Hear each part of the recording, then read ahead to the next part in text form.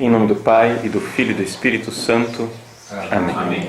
Inspirai ao Senhor as nossas ações e ajudai-nos a realizá-las, para que em vós comece e para vós termine tudo aquilo que fizermos por Cristo, Senhor nosso. Amém.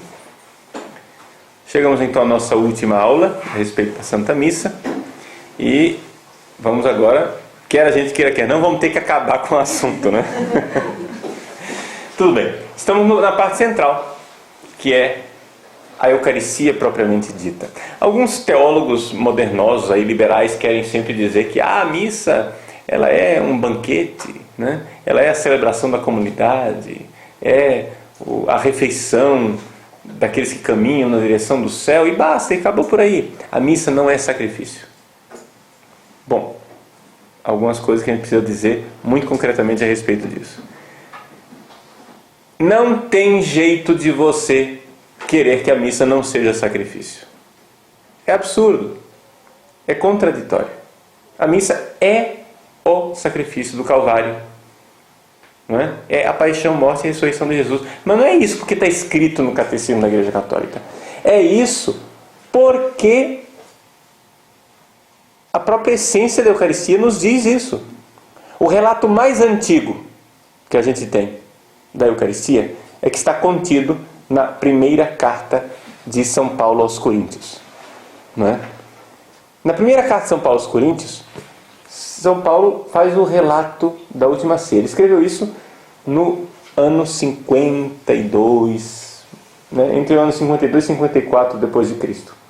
Então, nós estamos ali nos primeiros escritos do Novo Testamento. E ele expressa a realidade da Eucaristia sempre dizendo que as palavras centrais que nós hoje celebramos. Isso é o meu corpo que é entregue. Isso é o meu sangue que é derramado por vós. E deixa claríssimo que é para a salvação, para a remissão dos pecados. Ora, vejam, se as palavras centrais da Eucaristia são estas, como elas são relatadas por São Paulo, o que é um corpo entregue? O que é um sangue derramado? Aliás, o que é um corpo separado de um sangue? Isso é sacrifício, gente. Não tem como você dizer que é simplesmente uma refeição. Corpo e sangue separado é sacrifício. E depois, ainda a questão da fração do pão, né? O partir do pão. Fractio panis. Em que o corpo de Cristo é partido. Não é somente um símbolo de solidariedade, de partilha, mas é o sacrifício do corpo quebrado na cruz. Então, nós, quando celebramos a Santa Missa, estamos celebrando o sacrifício eucarístico. Ali acontece aquilo que nós já falamos em uma das nossas aulas, ali acontece a verdadeira anamnesis, zikaron, né? Ou seja, a recordação, que não é simples recordação, mas é a atualização daquilo. A palavra de Deus, vamos lembrar, é uma palavra eficaz. Então, o sacerdote, ele ao pronunciar as palavras de Cristo, as coisas acontecem. Isto é meu corpo, isto é meu sangue, acontece ali, né? Que não é mais pão, não é mais vinho, é só aparência de pão, é só aparência de vinho. Na verdade é o corpo e sangue do nosso Senhor Jesus Cristo, é Jesus ressuscitado, né? Mas não é uma presença, aqui que é importante a gente entender, não é uma presença estática, entende? Jesus está presente lá como se estivesse congelado, mas é uma presença dinâmica, porque é um sacrifício, é um oferecimento, é uma ação eucarística. Nós falávamos na aula passada dos verbos, não é? Que organizam a Eucaristia. Jesus tomou o pão, ofertório. Deu graças, oração eucarística, que é aquilo que nós estamos analisando agora. Partiu o pão, depois lá é o Cordeiro de Deus, a hora que o padre parte a hóstia. é necessário que haja pelo menos uma hóstia grande que seja partida, não é? E deu aos seus discípulos, é a distribuição da comunhão. Vejam que toda a liturgia eucarística está dividida nesses verbos da narrativa da ceia. Agora, existe também a realidade de que nós temos que aprender a saber o que é uma ação eucarística. O que é esta dinâmica? Então, além dos verbos, todo verbo é ação, né? Não é isso? Tomou o pão, deu graças, partiu, deu aos discípulos. Isso é uma ação. Mas além disso, existem 3 ações, 3 verbos muito importantes para que a gente possa entender o que é a ação eucarística do Cristo que morre se entregando ao Pai, ressuscita. Não é? Então, vamos aprender mais outros verbos agora. Quais são os verbos? É oferecer, suplicar e comungar. Queria ser bem prático nessa última aula para ensinar você a participar da missa. O que é participar da Eucaristia e não ser simplesmente um papa-hóstia, né? O sujeito que vai lá, participa, missa de corpo presente. Já ouviu missa de corpo presente? Às vezes o corpo presente é o cadáver, mas às vezes o corpo presente é também o fiel que está lá no banco, que a cabeça está lá em outro lugar, né? Então, o que é a ação eucarística? Oferecer, suplicar, comungar. Você oferece a sua vida. Lembra na aula passada eu falei, quando você vira o sacerdote lavando as mãos, você se pergunte, o que é que eu ofereci a Deus para o padre que está com a mão suja? O que é que eu coloquei na mão do padre para ele oferecer para Deus, para ele ter que lavar as mãos agora? Oferecer. Isso que você ofereceu, sei lá, o que é que você ofereceu? O que é que colocou na patena ali do padre? Seu sofrimento, sua angústia, sua dor, seu pecado, não é? Seus projetos, seus sonhos, seu futuro, seu passado, seu presente. Você colocou ali na mão do Padre e ofereceu para Deus. Agora é necessário suplicar o Espírito Santo. Para quê? Para que aquilo que você ofereceu seja transformado. Aquele pão que você ofereceu, trabalho humano, né? Aquela história que você ofereceu que está ali naquele pão, aquela ação humana que está ali naquele pão e naquele vinho, agora receberão o Espírito Santo, derramamento do Espírito Santo, e serão transformados em algo divino, corpo e sangue de Cristo.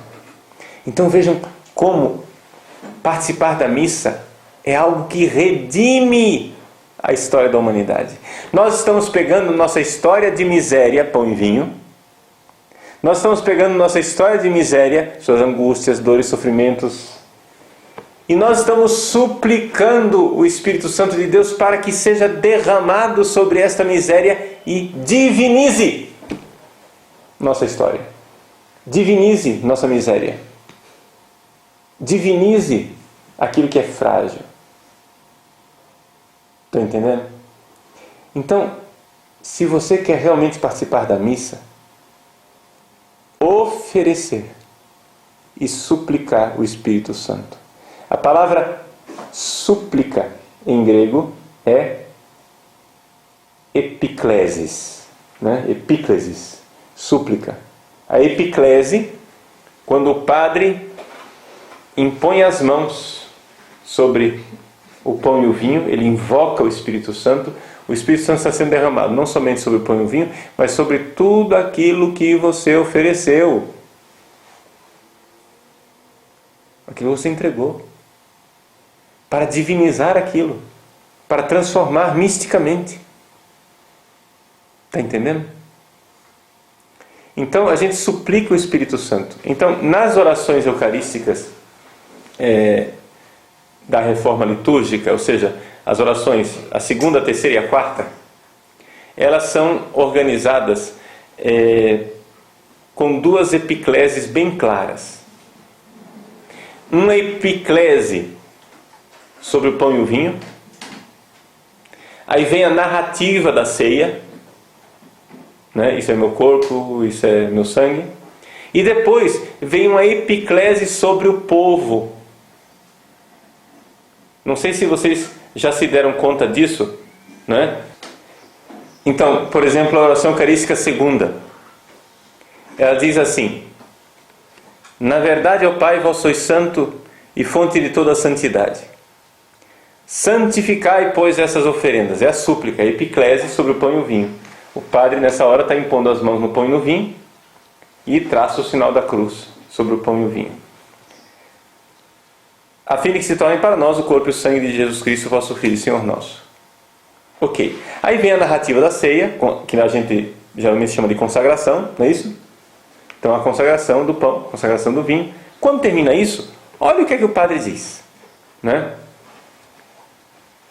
Celebrando, pois, a memória da morte e ressurreição do vosso Filho, nós vos oferecemos, ó Pai, o pão da vida e o cálice da salvação. É um ofertório. Oferecimento do sacrifício. Mas depois que o padre oferece isso, olha o que ele diz em seguida. Nós vos suplicamos que, participando do corpo e sangue de Cristo, sejamos reunidos pelo Espírito Santo num só corpo. É a epiclese sobre o povo. Você está pedindo o Espírito Santo sobre o povo. Então, para que você, ao receber o corpo e o sangue de Cristo, não é? Tudo aquilo que você ofereceu, receba o Espírito Santo que diviniza e transforma. Então, o Espírito Santo é invocado sobre o pão e o vinho, mas o Espírito Santo é invocado também sobre o povo. Não é? Então, tem essa segunda epiclese. Só para vocês conferirem que é isso mesmo, vamos pegar a terceira. Oração eucarística. Ele diz assim: santificai pelo Espírito Santo essas oferendas que vos apresentamos para serem consagradas. Essa é a epiclese sobre o pão e o vinho. Depois da consagração, ele diz: olhai com bondade a oferenda da vossa igreja, reconhecei o sacrifício que nos reconcilia convosco, e concedei que, alimentando-nos com o corpo e o sangue do vosso Filho, sejamos repletos do Espírito Santo, nós que vamos comungar. Então, a epiclese sobre o povo. Na quarta oração eucarística, a mesmíssima coisa. Por isso nós os pedimos que o mesmo Espírito Santo santifique essas oferendas. Epiclese sobre o pão e o vinho. E depois da consagração, ele diz assim: olhai com bondade o sacrifício que desce à vossa igreja, e concedei aos que vamos participar do mesmo pão e do mesmo cálice, que, reunidos pelo Espírito Santo num só corpo, Espírito Santo mencionado sobre o povo que vai receber o pão e o vinho. Dá para entender qual é a dinâmica? Então, a súplica do Espírito Santo sobre o pão e o vinho é também uma súplica do Espírito Santo sobre o povo que irá comungar. Entenderam? As duas coisas acontecem ali. Então, olha os verbos: oferecer, suplicar. Você oferece a sua miséria e suplica que o Espírito Santo venha para transformar essa miséria em algo divino, em algo de Deus. Então, vem o terceiro verbo, comungar. Quando você comunga, não é? Essa realidade se torna fato. Sua vida é divinizada, de alguma forma. Misteriosa. Porque já não é mais somente o seu sangue, é o sangue de Cristo no seu sangue. Já não é mais o seu corpo, é o corpo de Cristo no seu corpo. Já não é mais a sua alma, é a alma de Cristo na sua alma. Não é o seu coração, é o coração de Cristo no seu coração. E toda essa realidade unida em Deus, ou seja, comunhão, comúnio, unida em Deus. Vejam como na Eucaristia nós temos ali, em cima do altar, o microcosmos. Nós temos uma, digamos assim, um resumo de toda a história da humanidade. Que é o quê? O fato de que Deus quer pegar a história humana, pão e vinho, nossa ação, e essa história oferecida a Ele no sacrifício da cruz, recebe o derramamento do Espírito Santo, Pentecostes, para que no céu esteja unida ao Pai em comunhão perfeita. Olha a Trindade. Os três verbos, oferecer, suplicar e comungar, unidos aqui na Trindade. Oferecer é o Filho, que oferece toda a nossa história a Deus, Pai. Suplicar, o Espírito Santo, que é derramado sobre essa história, para que então toda essa história esteja unida ao Pai no céu, comungar. Deu para entender? Então é toda uma dinâmica, e é importante isso. Por que é que eu insisto nisso? Eu insisto nisso porque nós temos que entender o que é uma ação eucarística. Ou seja, quando você for visitar o sacrário, não pense num Jesus congelado, estático, que você está lá contemplando para ele. Não. Você lembre Jesus que está oferecendo, suplicando, comungando. É a ação eucarística. É o Cristo na ação de oferecer as nossas vidas ao Pai, suplicar o Espírito Santo sobre nós, para unir nossas vidas a Deus. Está entendendo?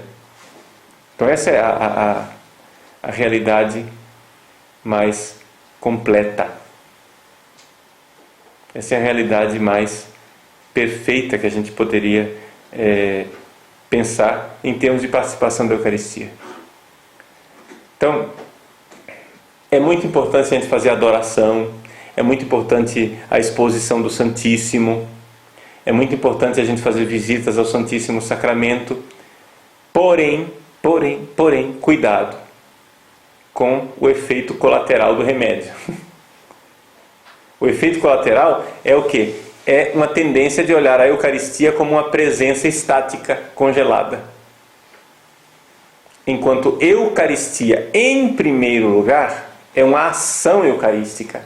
São esses verbos. Está entendendo? A Eucaristia é algo que Deus nos deu para fazer. Faze isto em minha memória. Então é uma ação. Eu preciso fazer. Está claro para vocês isso? Não sei se eu estou me expressando bem, para que isso fique bem fixado espiritualmente em vocês. Então, voltando à explicação do ritual da missa, é importante a gente lembrar que a oração eucarística é a oração presidencial por excelência. Isso quer dizer que é o padre quem celebra e quem profere a oração eucarística. É absolutamente abusivo, é intolerável que alguém pronuncie a oração eucarística que não seja o sacerdote celebrante. Está entendendo? Nenhum ministro extraordinário da comunhão, nenhum diácono, nenhum leigo pode pronunciar a oração eucarística. Ela é do sacerdote. Totalmente do sacerdote, do início ao fim. Inclusive o por Cristo. Existem alguns lugares onde se insiste ainda em convidar os fiéis a pronunciar o por Cristo. Isso está absolutamente errado. É o sacerdote quem oferece. Receba o Senhor por tuas mãos. É Ele quem está oferecendo. Claro que nós oferecemos juntos, mas é o Padre. É a oração presidencial, é o Cristo que profere. Inclusive, é tão claro isso, que a igreja, quando tem vários sacerdotes concelebrantes, a igreja pede que os sacerdotes concelebrantes consagrem voce submissa, ou seja, com voz baixa, para que se ouça uma voz, que é a voz do presidente, e não um vozerio coletivo, para que fique clara a voz do Cristo que fala. Está entendendo? Então, os sacerdotes concelebrantes deveriam quase que só labializar as palavras da consagração, assim, num sussurro quase inaudível, né? E é o celebrante principal quem pronuncia em voz alta para que se ouça. Então, essa realidade da oração eucarística, não é? Enquanto oração presidencial é muito importante. Isto nos leva a considerar uma coisa. Atenção. A posição do padre no altar. Isso é um negócio meio delicado. Sei que é um conflito imenso, mas o Papa Bento XVI tem insistido nisso e eu gostaria de expressar para vocês aquilo que é a opinião do Papa. Digo que é opinião do Papa porque ainda não virou lei, né? Não existe legislação a esse respeito. É somente a opinião do Papa. Bento XVI ele é muito sábio. Ele não quer baixar um decreto lá em Roma, porque ele sabe que só um decreto do Papa depois ninguém obedece. Ele quer pôr em ação um movimento. Então ele fica falando as coisas e os jovens vão pondo em prática. Os velhos vão se retorcendo, se contorcendo, revoltados. Mas os jovens vão ouvindo o Papa e colocando em prática. Isso é muito interessante o que está acontecendo na igreja hoje em dia, né? O Papa começa a dar comunhão de joelhos para os fiéis, de joelhos e na boca. Os jovens imitando. Os velhos se contorcendo. Para que isso? Isso não precisa, isso é um exagero, isso é um retrocesso, isso é não sei o quê. Entendeu? Mas o Papa é sábio. Ele sabe que não adianta ele baixar um decreto, né? Ele quer pôr um movimento em ação. Muito bem. Qual outro movimento que ele quer fazer? O movimento da chamada missa orientada. Que quer dizer o quê? A missa versus Deum. Ou seja, uma missa voltada para Deus e não voltada para o povo. Vejam, gente, durante 2000 anos a igreja celebrou a missa. Na hora da oração eucarística, o padre sobe ao altar, ele fica de costas para o povo. E por quê? Porque todos estão olhando na mesma direção. Quando um padre está de costas para o povo, ele está na mesma posição que o povo, ou seja, ele e o povo estão olhando na mesma direção, ele e o povo estão oferecendo o sacrifício a Deus. O interlocutor é único, é Deus. Isso é importante por várias razões. Primeiro, o padre sai do centro. Não é o padre que é importante, é Deus que é importante. Porque se você coloca o padre olhando para o povo, psicologicamente, a impressão que você dá é de que o padre está falando com o povo. E o padre não está falando com o povo. O padre está falando com Deus. Só que as pessoas perdem tanta noção disso, que até mesmo os padres perdem a noção de que estão falando com Deus. Estão lá e olhando para o povo assim, como se fosse um diálogo com o povo. Não é um diálogo com o povo, você está falando com Deus. Então o Papa Bento XVI diz o seguinte: olha, gente, o ideal seria o quê? Voltarmos à missa versus Deum, ou seja, que o padre celebrasse a missa, né, no momento da oração eucarística, ele estivesse voltado para Deus junto com o povo numa só direção. Na linguagem popular, de costas para o povo, né?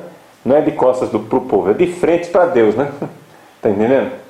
Porque isso psicologicamente lembra ao padre e ao povo que eles estão falando com o invisível. Agora, é também verdade que o nosso povo já sofreu demais com mudanças nos últimos tempos. Então, o Papa está sugerindo uma via média para que o povo não fique tão traumatizado com tantas mudanças. A via média é o seguinte: que se coloque clara e distintamente um crucifixo na frente do padre, de tal forma que ele celebra a missa diante do crucificado e fique claro para o povo quem é o interlocutor do padre. Entende? Então, que seja um crucifixo grande. Ah, mas atrapalha a visão do povo. Mas fica claro quando o padre ergue os olhos com quem ele está falando. Entende? Então, está de frente para o povo, mas ao mesmo tempo está claro que não está falando com o povo. Então essa é uma via média. Então isso daí, em muitas das nossas igrejas, já pode ser colocado em prática, né? Nós voltarmos a colocar em cima do altar o crucifixo com os 6 castiçais clássicos. como a gente vê o Papa fazer nas suas missas lá em São Pedro. Esse crucifixo pode ser tanto um crucifixo em cima do altar, como pode ser a própria cruz processional, o crucificado que nós levamos na procissão de entrada. Então, é colocado ali na frente do altar, na parte central, o padre olhando para a cruz. Não é? De tal forma que o sacerdote, no momento da oração eucarística, esteja dirigindo sua prece, sua súplica a Deus. Tá? Claramente. Haja essa relação. Né? Porque, veja, é uma coisa quase que inexplicável. Como é que eles inventaram essa coisa de celebrar missa voltada para o povo? Porque todos os ritos durante 2000 anos fizeram missa versus Deum. Você vai nos ritos bizantinos, etc., é sempre missa versus Deum. Nós fizemos isso durante séculos. Agora, de repente, essa novidade. Entende? Que, é claro, é uma visão muito limitada e espiritual e psicologicamente equivocada, porque coloca o homem no centro, quando Deus é que deve estar no centro. Não é? Então, isso com relação à oração eucarística. Tá? Depois que se faz a narrativa da ceia, ou seja, a consagração, as 3 orações eucarísticas novas, né? A segunda, a terceira e a quarta, colocam as intercessões. Enquanto o cânon romano, a oração eucarística mais típica do nosso rito, que é o rito romano, ela coloca as intercessões tanto antes como depois da consagração. Não é? Algumas pessoas dizem assim, eu não gosto do cânon romano, porque ele confunde as coisas e começa a pedir as coisas antes de Jesus estar presente. Primeiro, vamos lembrar uma coisa. Os pedidos não são dirigidos a Jesus. A missa, ela é dirigida a Deus Pai. As orações, 99,9% das orações da missa são dirigidas a Deus Pai. Essa é a forma de rezar. As nossas orações são dirigidas a Deus pelo Filho no Espírito. Jesus disse, quando orardes, dizei, Pai Nosso. Então, a nossa oração é dirigida ao Pai. Por que isso é importante? Porque, vejam só, quando nós rezamos, nós temos do nosso lado, nos ajudando na nossa oração, os 2 paráclitos. Quem são os 2 paráclitos? Jesus e o Espírito Santo. É a ação do Espírito Santo no nosso coração que gera em nós o coração do Filho para que nós possamos dizer, Abba, Pai. O Espírito Santo é derramado no nosso coração, esse coração é configurado ao coração de Cristo, e aí a gente consegue dizer Pai Nosso. Então a missa, ela segue essa norma da nossa oração. A nossa oração é dirigida ao Pai. Se você começa a falar com o Pai, depois fala com o Filho, depois fala com o Espírito Santo, fala com Deus, de repente você está aqui sozinho, falando com a Trindade que está lá longe. Mas não é essa a ideia. Deus Pai, que habita em luz inacessível, Ele envia ao mundo o Filho e o Espírito Santo, que são nossos paráclitos, nossos companheiros, nossos advogados, estão aqui conosco e nos ajudam a rezar. Nós rezamos junto com, ou mais especificamente, nós rezamos ao Pai, pelo Filho, na unidade do Espírito Santo. O Espírito Santo nos une ao Filho, de tal forma que Ele é o caminho que nos leva ao Pai. Não sei se dá para entender essa dinâmica. Isso é muito importante nas orações eucarísticas. As orações eucarísticas são dirigidas ao Pai. Não existe oração eucarística dirigida ao Filho. Então, todas as vezes que na missa você ouvir a palavra Senhor, automaticamente você deve pensar Pai. E não Jesus.